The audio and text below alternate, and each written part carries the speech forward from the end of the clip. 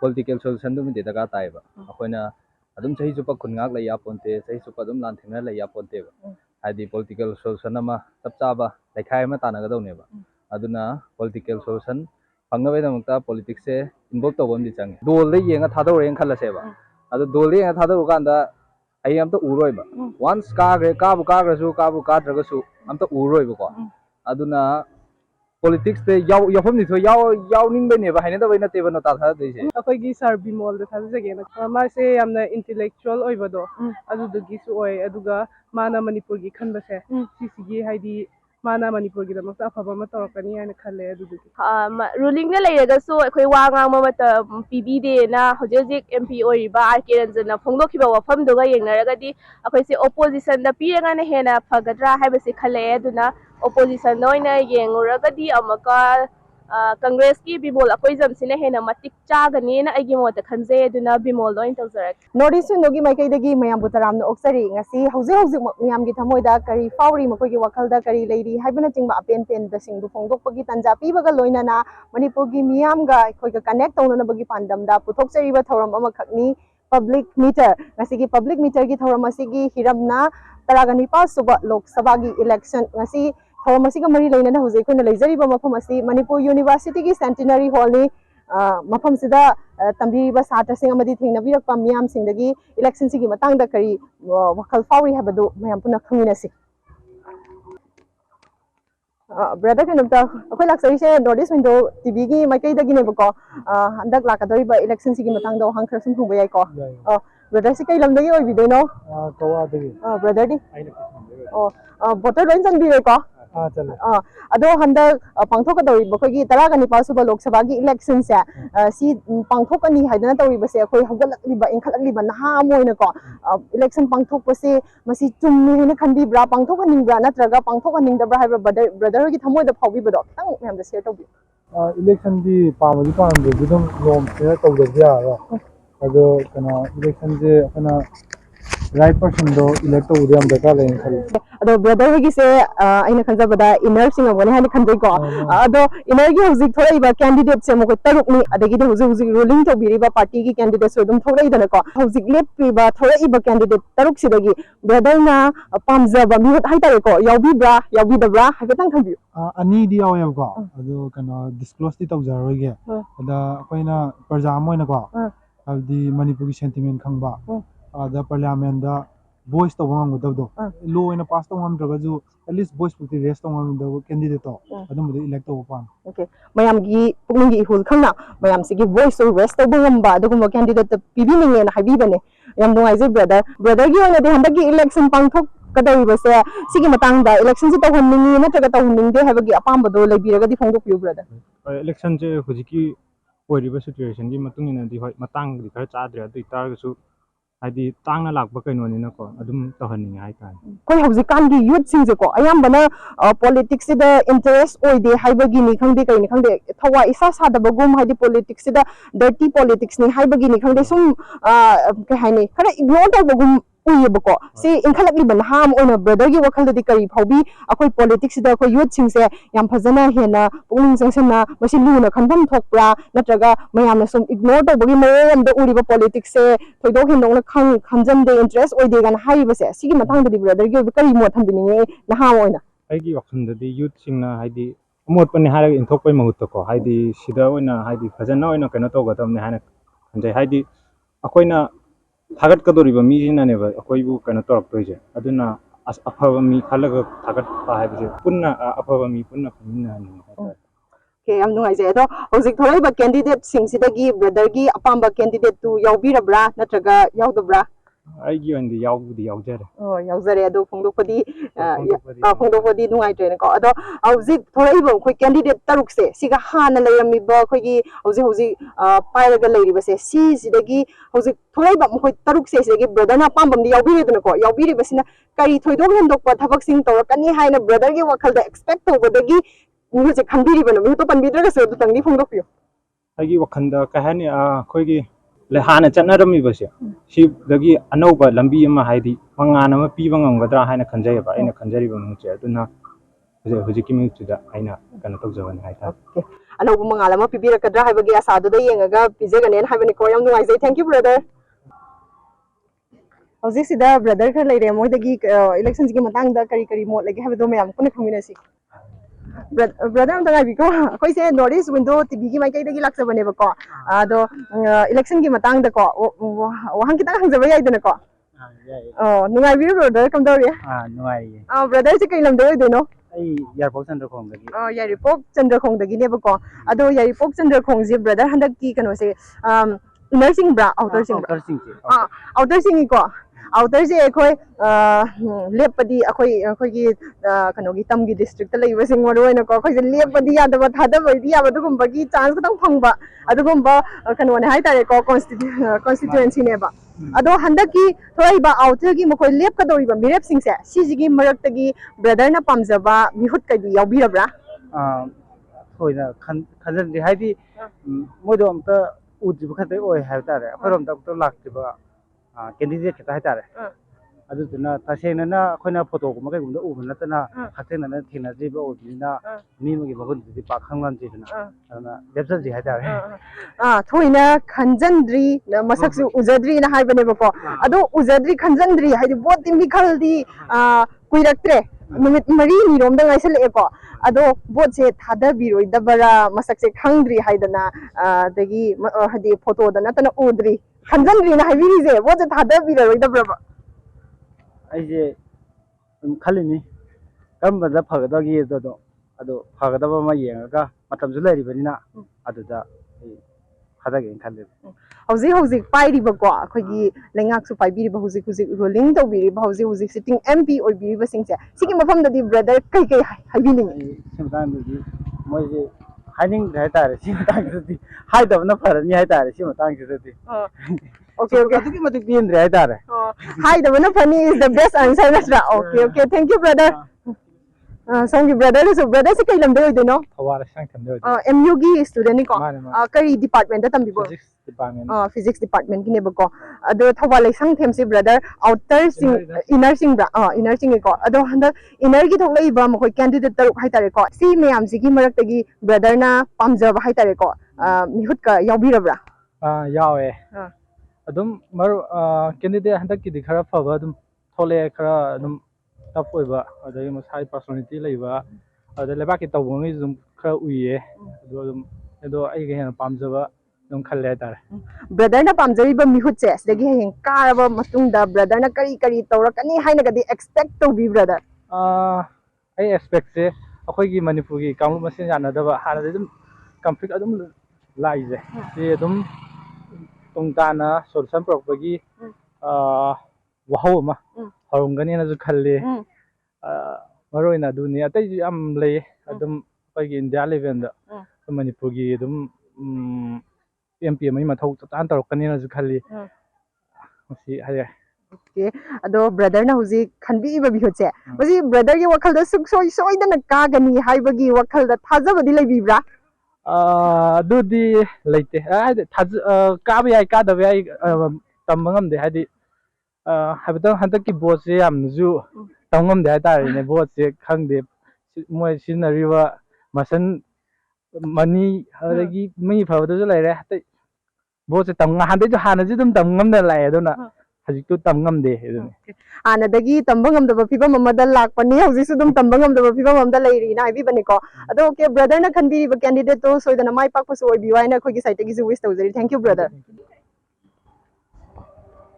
ꯁꯦ ꯑꯩꯈꯣꯏ ꯂꯥꯛꯆꯔꯤꯁꯤꯀꯣ sister north east window ꯇꯤꯚꯤꯒꯤ ꯃꯥꯏꯀꯩꯗꯒꯤꯅꯦꯕꯀꯣ ꯍꯟꯗꯛ ꯂꯥꯛꯀꯗꯧꯔꯤꯕ 35 ꯁꯨꯕ ꯂꯣꯛ ꯁꯚꯥꯒꯤ ꯏꯂꯦꯛꯁꯟꯁꯦ ꯁꯤꯒ ꯃꯔꯤ ꯂꯩꯅꯕ ꯋꯥꯍꯪ ꯈꯤꯇꯪ ꯍꯪꯖꯕ ꯌꯥꯅꯤꯀꯣ ꯁꯤꯁꯇꯔ ꯍꯧꯖꯤꯛ ꯀꯩ ꯂꯝꯗꯒꯤ ꯑꯣꯏꯕꯅꯣ ꯑꯩꯁꯦ ꯏꯊꯥꯏꯗꯒꯤ ꯑꯁꯤ ꯌꯥꯝ ꯂꯥꯞꯄꯦ ꯔꯦꯟꯇ ꯂꯩꯕꯤꯕ꯭ꯔꯥ ꯅꯠꯇ꯭ꯔꯒ ꯍꯣꯁꯇꯦꯜ ꯂꯩꯔꯥ ꯔꯦꯟꯇ ꯀꯔꯤ ꯗꯤꯄꯥꯔꯠꯃꯦꯟꯠꯀꯤ ꯑꯣꯏꯕꯅꯣ ꯃꯅꯤꯄꯨꯔꯤ ꯗꯤꯄꯥꯔꯠꯃꯦꯟꯠꯀꯤ ꯑꯗꯣ ꯑꯇꯩ ꯑꯇꯣꯞꯄ ꯁꯕꯖꯦꯛ ꯃꯌꯥꯝ ꯈꯟꯗꯗꯅ ꯃꯅꯤꯄꯨꯔꯤ ꯈꯟꯕꯤꯔꯤꯁꯤꯕꯨ ꯀꯩꯒꯤꯅꯣ ꯑꯩ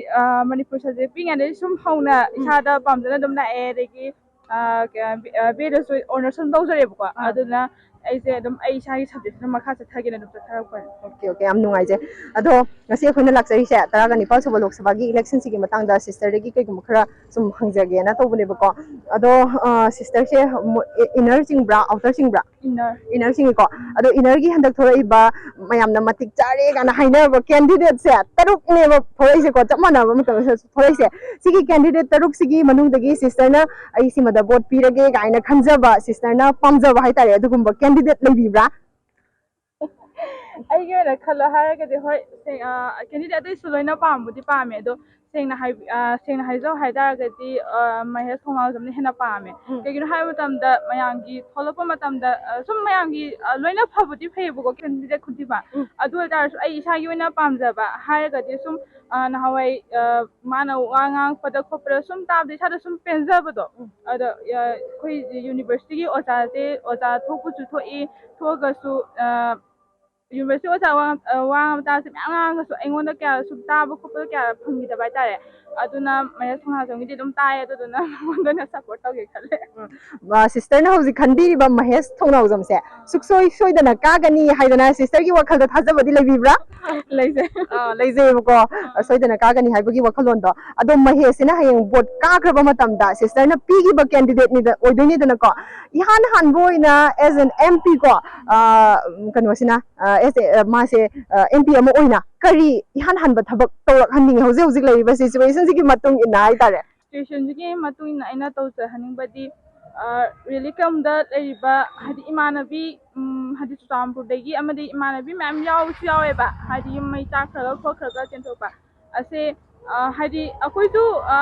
moi gi da imanabi jinda akoi saruya de ya da su akoi yum da leibne na kitang sa phaye ba kwa ada hada imanabi jing ꯆꯩꯔꯥꯎꯕꯗ ꯑꯩꯈꯣꯏꯒꯤꯗꯤ ꯌꯨꯝꯗ ꯊꯥꯗꯣꯛꯄ ꯈꯣꯠꯄ ꯇꯧꯕꯗꯣ ꯃꯣꯏꯒꯤꯗꯤ ꯐꯪꯗ꯭ꯔꯦ ꯈꯣꯠꯇ꯭ꯔꯦ ꯀꯥꯏꯅ ꯁ꯭ꯇꯦꯇꯁ ꯑꯃꯗ ꯊꯋꯥꯏꯗ ꯌꯥꯝ ꯅꯨꯡꯉꯥꯏꯇꯅ ꯑꯩꯁꯨ ꯑꯗꯨꯝ ꯍꯥꯏꯗꯤ ꯃꯣꯏ ꯁ꯭ꯇꯦꯇꯁ ꯌꯦꯡꯉ ꯑꯩꯈꯣꯏꯁꯨ ꯑꯗꯨꯝ ꯁꯤꯌꯔ ꯇꯧꯋꯦ ꯀꯞꯄꯦ ꯅꯨꯡꯉꯥꯏꯇꯦ ꯑꯗꯨꯅ ꯃꯣꯏꯁꯨ ꯑꯩꯈꯣꯏꯗꯧꯅ ꯌꯨꯝꯗ ꯂꯥꯏꯔꯕ ꯏꯅꯥꯛ ꯈꯨꯟꯕꯒꯤ ꯑꯝꯇ ꯑꯋꯥ ꯑꯝꯇ ꯂꯩꯇꯕꯤꯗ ꯃꯣꯏꯁꯨ ꯑꯩꯈꯣꯏ ꯌꯨꯝꯗ ꯂꯩꯕ ꯁꯨꯃꯥꯏꯅ ꯅꯨꯡꯉꯥꯏꯅ ꯃꯣꯏꯁꯨ ꯌꯨꯝꯗ ꯂꯩꯍꯟꯅꯤꯡꯉꯤ ꯑꯩꯈꯣꯏꯁꯨ ꯔꯤꯂꯤꯐ ꯀꯦꯝꯞꯇ ꯂꯩꯔꯤꯕ ꯑꯗꯨꯒꯤ ꯑꯋꯥꯕꯗꯣ ꯎꯕꯤꯔꯒ ꯍꯥꯏꯕꯤꯕꯅꯦꯕꯀꯣ ꯑꯣꯀꯦ ꯌꯥꯝ ꯊꯥꯒꯠꯆꯔꯤ ꯁꯤꯁꯇꯔ ꯊꯦꯡꯛ ꯌꯨ ꯁꯣ ꯃꯆ ꯑꯁꯤꯗ ꯕ꯭ꯔꯗꯔ ꯈꯔ ꯂꯩꯔꯦ ꯕ꯭ꯔꯗꯔꯁꯤꯡꯁꯤꯗꯒꯤ ꯍꯟꯗꯛꯀꯤ ꯏꯂꯦꯛꯁꯟꯁꯤꯒꯤ ꯑꯣꯏꯕ ꯋꯥꯐꯝ ꯈꯔꯗꯪ ꯈꯪꯃꯤꯟꯅꯁꯤ ꯕ꯭ꯔꯗꯔ ꯀꯩ ꯂꯝꯗ ꯑꯣꯏꯗꯣꯏꯅꯣ ꯑꯩꯁꯦ ꯈꯥꯡꯉꯕꯣꯛ ꯕꯖꯥꯔꯗꯩ ꯈꯥꯡꯉꯕꯣꯛ ꯕꯖꯥꯔꯗꯒꯤꯀꯣ MUꯒꯤ ꯁ꯭ꯇꯨꯗꯦꯟꯠꯅꯤꯀꯣ ꯃꯥꯅꯦ ꯀꯔꯤ ꯗꯤꯄꯥꯔꯠꯃꯦꯟꯠꯀꯤ ꯃꯅꯤꯄꯨꯔꯤ ꯗꯤꯄꯥꯔꯠꯃꯦꯟꯠꯀꯤꯅꯤꯀꯣ ꯑꯗꯣ ꯍꯟꯗꯛꯀꯤ ꯏꯂꯦꯛꯁꯟꯁꯦ ꯕ꯭ꯔꯗꯔ ꯅꯨꯃꯤꯠ ꯈꯔꯅꯤꯗ ꯉꯥꯏꯁꯜꯂꯛꯑꯦ ꯑꯗꯣ ꯍꯧꯖꯤꯛ ꯂꯩꯕ ꯃꯅꯤꯄꯨꯔꯒꯤ ꯀꯟꯐ꯭ꯂꯤꯛ ꯁꯤꯆꯨꯋꯦꯁꯟꯁꯤꯒꯤ ꯃꯇꯥꯡꯁꯤꯗ ꯏꯂꯦꯛꯁꯟ ꯇꯧꯒꯅꯤ ꯍꯥꯏꯗꯅ ꯇꯧꯔꯛꯄꯁꯦ ꯌꯨꯠ ꯑꯃ ꯑꯣꯏꯅ ꯏꯂꯦꯛꯁꯟꯁꯤ ꯃꯁꯤ ꯇꯧꯔꯛꯄꯒꯤ ꯈꯣꯡꯊꯥꯡꯁꯦ ꯀꯗꯥꯏ ꯐꯥꯎꯕ ꯌꯥꯅꯤꯡꯉꯤ ꯌꯥꯅꯤꯡꯗꯦ ꯍꯥꯏꯕꯗꯣ ꯕ꯭ꯔꯗꯔꯒꯤ ꯑꯣꯄꯤꯅꯤꯌꯟ ꯍꯥꯏꯇꯥꯔꯦ ꯈꯤꯇꯪ ꯐꯣꯡꯗꯣꯛꯄꯤꯌꯨ ꯇꯁꯦꯡꯅ ꯍꯥꯏꯔꯗꯤ ꯏꯂꯦꯛꯁꯟꯁꯦ ꯇꯧꯕꯨꯗꯤ ꯇꯧꯒꯗꯧꯅꯦꯕ ꯍꯥꯏꯗꯤ ꯑꯩꯈꯣꯏꯅ ꯄꯤꯁꯅꯦꯕ ꯍꯧꯖꯤꯛ ꯃꯌꯥꯝ ꯄꯥꯝꯃꯤꯁꯦ ꯍꯧꯖꯤꯛ ꯊꯩꯕ ꯂꯥꯟꯁꯤꯒꯤ ꯄꯤꯁ ꯄꯥꯝꯃꯤ ꯄꯤꯁ ꯄꯨꯔꯛꯀꯦ ꯍꯥꯏꯇꯥꯔꯒꯗꯤ ꯄꯣꯂꯤꯇꯤꯀꯦꯜ ꯁꯣꯂꯨꯁꯟꯗꯨꯃꯗꯤ ꯗꯔꯀꯥꯔ ꯇꯥꯏꯌꯦꯕ ꯑꯩꯈꯣꯏꯅ ꯑꯗꯨꯝ ꯆꯍꯤ ꯆꯨꯞꯄ ꯈꯨꯟ ꯉꯥꯛ ꯂꯩ ꯌꯥꯄꯣꯟꯇꯦ ꯆꯍꯤ ꯆꯨꯞꯄ ꯑꯗꯨꯝ ꯂꯥꯟ ꯊꯦꯡꯅ ꯂꯩ ꯌꯥꯄꯣꯟꯇꯦꯕ ꯍꯥꯏꯗꯤ ꯄꯣꯂꯤꯇꯤꯀꯦꯜ ꯁꯣꯂꯨꯁꯟ ꯑꯃ ꯆꯞ ꯆꯥꯕ ꯂꯩꯈꯥꯏ ꯑꯃ ꯇꯥꯟꯅꯒꯗꯧꯅꯦꯕ ꯑꯗꯨꯅ ꯄꯣꯂꯤꯇꯤꯀꯦꯜ ꯁꯣꯂꯨꯁꯟ ꯐꯪꯅꯕꯒꯤꯗꯃꯛꯇ ꯄꯣꯂꯤꯇꯤꯛꯁꯁꯦ ꯏꯟꯚꯣꯜꯕ ꯇꯧꯕ ꯑꯃꯗꯤ ꯆꯪꯉꯦ ꯍꯥꯏꯗꯤ ꯅꯍꯥꯈꯩꯅ ꯂꯥꯏꯔꯤꯛ ꯂꯥꯏꯁꯨ ꯍꯩꯔꯕ ꯅꯍꯥꯈꯩꯁꯤꯅ ꯄꯣꯂꯤꯇꯤꯛꯁꯁꯤꯗ ꯍꯥꯏꯗꯤ ꯃꯤꯔꯦꯞ ꯊꯣꯛꯏꯗꯅ ꯇꯁꯦꯡꯅ ꯑꯩꯕꯨꯗꯤ ꯑꯥꯎꯇꯔ ꯆꯤꯡꯉꯦꯀꯣ ꯀꯦꯟꯗꯤꯗꯦꯠ ꯑꯝꯇ ꯃꯁꯛ ꯈꯪꯗꯦ ꯑꯩꯕꯨꯗꯤ ꯑꯗꯨꯝ ꯅꯣꯇꯥ ꯄꯤꯔꯅꯤ ꯑꯗꯣ ꯏꯅꯔꯒꯤ ꯑꯣꯏꯅꯗꯤ ꯍꯧꯖꯤꯛ ꯂꯩꯔꯤꯕ ꯀꯦꯟꯗꯤꯗꯦꯠꯁꯤꯡꯁꯤꯗꯒꯤ ꯃꯇꯤꯛ ꯆꯥꯕ ꯑꯃ ꯏꯁꯥꯅ ꯌꯨꯠꯈꯩꯁꯤꯅ ꯑꯁ ꯄꯣꯂꯤꯇꯤꯛꯁ ꯍꯩꯅꯗꯦꯅ ꯂꯩꯊꯣꯛꯄꯩ ꯃꯍꯨꯠꯇꯀꯣ ꯖꯣꯏꯟ ꯇꯧꯁꯜꯂꯒ ꯍꯥꯏꯗꯤ ꯏꯁꯥꯒꯤ ꯃꯤꯔꯦꯞ ꯑꯐꯕꯗꯣ ꯑꯗꯨ ꯈꯜꯍꯧꯕꯗꯨꯅ ꯆꯨꯝꯅꯤꯅ ꯈꯜꯂꯦ ꯌꯥꯝ ꯐꯖꯕ ꯋꯥꯈꯜꯂꯣꯟꯅꯤꯀꯣ ꯍꯧꯖꯤꯛꯀꯥꯟꯒꯤ ꯏꯟꯈꯠꯂꯛꯏꯕ ꯅꯍꯥꯁꯤꯡꯁꯤꯅ ꯄꯣꯂꯤꯇꯤꯛꯁꯁꯦ ꯍꯩꯅꯗꯦ ꯄꯣꯂꯤꯇꯤꯛꯁꯁꯦ ꯑꯩꯈꯣꯏ ꯏꯟꯇꯔꯦꯁꯇꯦꯠ ꯑꯣꯏꯗꯦ ꯍꯥꯏꯗꯅ ꯏꯟꯊꯣꯛꯄꯒꯤ ꯃꯍꯨꯠꯇꯀꯣ ꯑꯁꯤꯗ ꯑꯩꯈꯣꯏꯅ ꯌꯥꯎꯁꯜꯂꯦ ꯍꯥꯏꯔꯒ ꯑꯩꯈꯣꯏꯁꯦ ꯇꯨꯡꯒꯤ ꯐ꯭ꯌꯨꯆꯔꯁꯦ ꯑꯩꯈꯣꯏꯒꯤ ꯈꯨꯠꯇꯅꯦꯕ ꯂꯩꯔꯤꯁꯦ ꯁꯤꯗ ꯑꯩꯈꯣꯏꯅ ꯐꯖꯅ ꯄꯨꯛꯅꯤꯡ ꯆꯪꯁꯤꯜꯂꯒ ꯃꯌꯣꯟ ꯆꯨꯝꯅ ꯑꯐꯕ ꯃꯤꯍꯨꯠ ꯈꯜꯂꯒ ꯑꯗꯩ ꯑꯐꯕ ꯁꯣꯁꯥꯏꯇꯤ ꯑꯃ ꯑꯗꯒꯤꯗꯤ ꯑꯐꯕ ꯈꯨꯟꯅꯥꯏ ꯑꯃ ꯑꯣꯏꯍꯜꯂꯒ ꯑꯐꯕ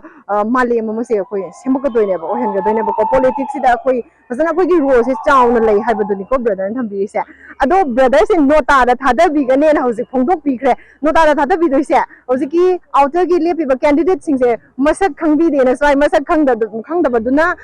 ꯅꯣꯇꯥꯗ ꯊꯥꯗꯒꯦꯅ ꯈꯟꯕꯤꯔꯤꯕ꯭ꯔꯥ ꯅꯠꯇ꯭ꯔꯒ ꯊꯣꯛꯏꯕ ꯀꯦꯟꯗꯤꯗꯦꯠꯁꯤꯡꯁꯤꯗ ꯕ꯭ꯔꯗꯔꯅ ꯑꯄꯥꯝꯕ ꯑꯃꯠꯇ ꯌꯥꯎꯕꯤꯗꯕ꯭ꯔꯥ ꯑꯗꯨꯒ NPFꯀꯤꯗꯤ ꯐꯣꯡꯗꯣꯛꯄꯗꯤ ꯂꯩꯇꯦ ꯑꯗꯨꯒ ꯀꯣꯡꯒ꯭ꯔꯦꯁꯀꯤ ꯑꯣꯏꯅꯗꯤ ꯏꯂꯦꯛꯁꯟꯒꯤ ꯃꯦꯅꯤꯐꯦꯁꯇꯣ ꯐꯣꯡꯈꯤꯕꯁꯨ ꯂꯩꯗꯅꯀꯣ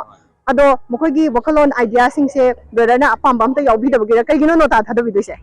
ꯑꯗꯣ ꯑꯥꯎꯇꯔꯒꯤꯁꯦ ꯁꯦꯡꯅ ꯍꯥꯏꯔꯒꯗꯤ ꯑꯩꯈꯣꯏ ꯃꯤꯔꯦꯞꯁꯦ ꯃꯁꯥ ꯑꯝꯇ ꯈꯪꯗꯦꯕ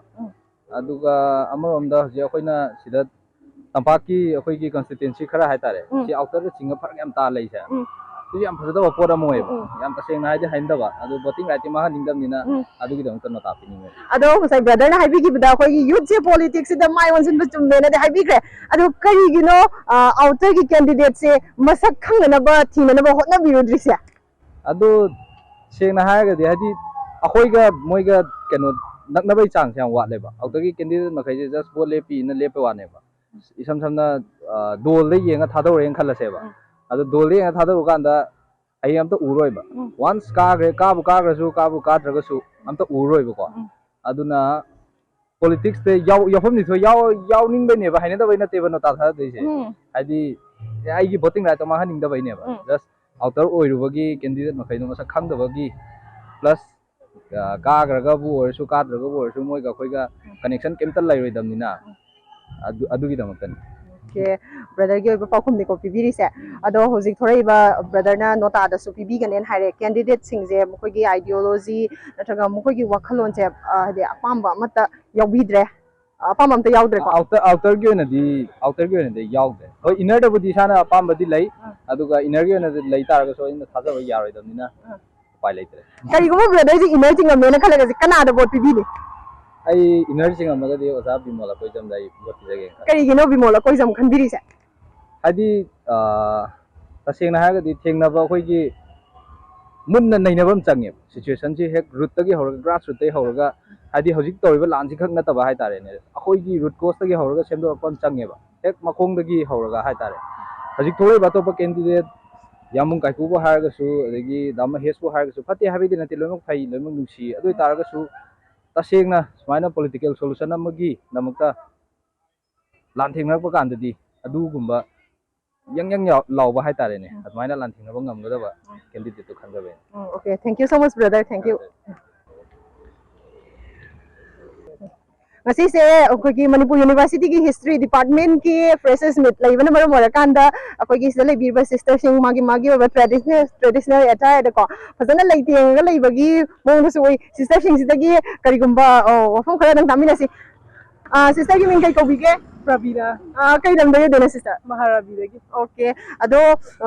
ꯀꯔꯤ ꯗꯤꯄꯥꯔꯠꯃꯦꯟꯠꯀꯤꯅꯣ ꯍꯤꯁꯇ꯭ꯔꯤ ꯗꯤꯄꯥꯔꯠꯃꯦꯟ ꯉꯁꯥꯏ ꯈꯟꯖꯩꯀꯣ ꯉꯁꯤ ꯐ꯭ꯔꯦꯁꯔꯁ ꯃꯤꯠ ꯂꯩꯕꯁꯦ ꯐ꯭ꯔꯦꯁꯔ ꯑꯣꯏꯗꯣꯏꯅꯤꯀꯣ ꯃꯥꯅꯦ ꯑꯣꯀꯦ ꯉꯁꯤ ꯌꯥꯝ ꯐꯖꯕ ꯑꯥꯎꯠꯐꯤꯠꯁꯤꯗ ꯑꯩꯈꯣꯏ ꯑꯗꯨꯝ ꯎꯕ ꯐꯪꯖꯩꯀꯣ ꯀꯔꯤ ꯄꯔꯐꯣꯔꯝ ꯇꯧꯕꯤꯗꯣꯏꯅꯣ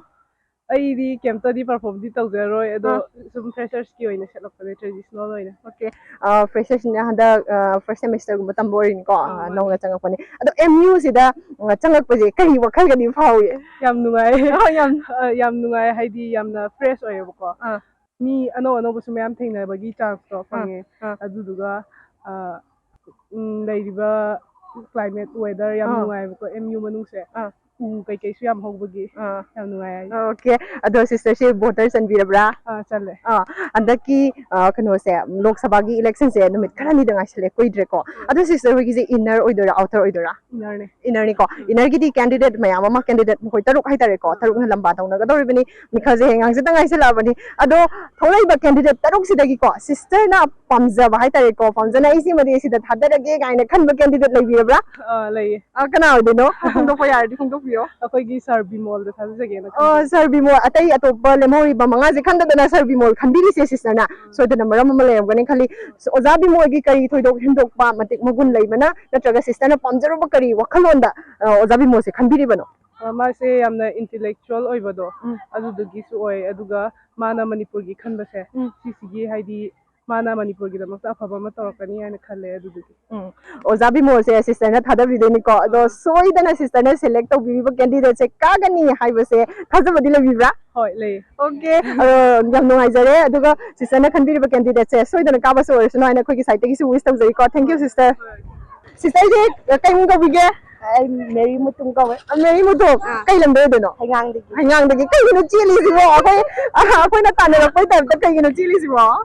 ꯄꯥꯈꯠꯄ ꯐꯥꯎꯕꯤꯕ꯭ꯔꯥ ꯐꯥꯎꯗꯦ ꯑꯗꯨꯗꯤ ꯑꯣꯀꯦ ꯑꯗꯨꯅꯦ ꯍꯟꯗꯛ ꯂꯥꯛꯀꯗꯧꯔꯤꯕ 19 ꯁꯨꯕ ꯂꯣꯛ ꯁꯚꯥ ꯏꯂꯦꯛꯁꯟꯁꯦ ꯁꯤꯒꯤ ꯃꯇꯥꯡꯗ ꯋꯥꯍꯪ ꯈꯔ ꯁꯨꯝ ꯍꯪꯕ ꯌꯥꯏꯀꯣ ꯌꯥꯏ ꯑꯗꯣ ꯁꯤꯁꯇꯔ ꯍꯣꯏꯒꯤꯗꯤ ꯏꯅꯔꯁꯤꯡ ꯑꯃꯅꯤꯀꯣ ꯑꯗꯣ ꯍꯟꯗꯛ ꯃꯅꯤꯄꯨꯔꯒꯤ ꯍꯧꯖꯤꯛ ꯑꯣꯏꯔꯤꯕꯀꯣ ꯇꯪꯗꯨ ꯂꯩꯇꯥꯗꯕ ꯐꯤꯕꯝ ꯍꯥꯏꯇꯥꯔꯦ ꯃꯇꯝ ꯈꯔ ꯚꯣꯠꯁꯤꯒꯤ ꯏꯔꯥꯡꯁꯤda ꯂꯦꯞꯄ ꯃꯥꯟꯅ ꯎꯔꯨꯔꯕ ꯃꯇꯨꯡ ꯏꯈꯪ ꯈꯪꯍꯧꯗꯅ ꯅꯨꯃꯤꯠ 15ꯅꯤꯔꯣꯝ ꯂꯦꯞꯄꯨꯔꯕ ꯃꯇꯨꯡꯗ ꯂꯥꯟꯁꯦ ꯑꯃꯨꯛ ꯍꯧꯔꯛꯑꯦꯕꯀꯣ ꯑꯗꯣ ꯍꯧꯖꯤꯛ ꯂꯥꯟꯁꯦ ingthaba nemthaba haibadudi leitreba sigi chayraksida election tawsanggani haidana matam lepaga tawre ko sigi election pangthokbase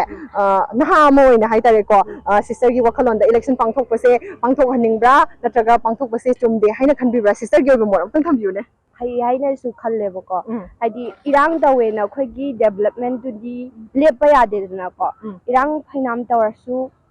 khoigi development dudi tawgadamne haina khanjai adumana haini ado sisa hauzik akoigi naha singse sina akoigi rajniti hatare ko politics se kaya thawa sadabagum akoina ujaba matamda ko politics se I hate politics natraga koi politics se interest oide khode gan haibase dum thengnajai bako naha ama oina youth ama oina ko sister gidi sigi matang sida kari wakhalon phongdokni haibadi akoigi youth singsina politics se fajana mai onsin bana chumi haina khanbibra natraga dei si interest oide haina leithok tona tawibase masigi matang da kai haini ai sidadi kai haidono hainingai leijadrena hainingai leijadreba ado yam dungai jai ado sister na candidate amada thadage na khanbiri base sigi candidate se haidi mamang da hoji paibiri base